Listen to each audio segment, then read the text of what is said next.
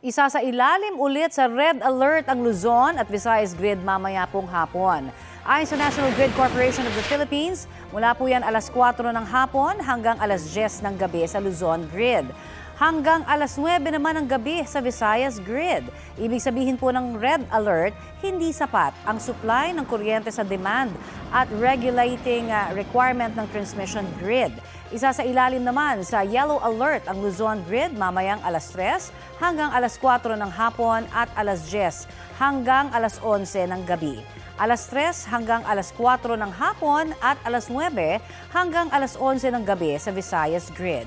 Ibig sabihin po ng yellow alert, manipis ang reserbang kuryente kaya posibleng magkulang ang supply sa transmission grid kung magka-emergency.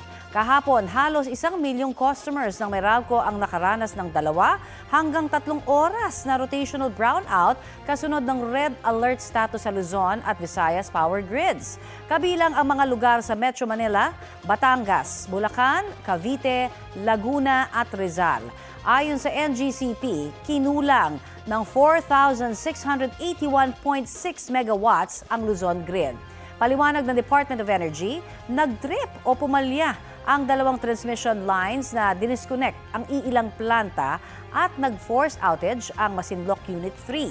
Ayon sa NGCP, taon-taon namang pinaplano ang operasyon ng mga generating company para hindi makaramdam ng anumang maintenance shutdown.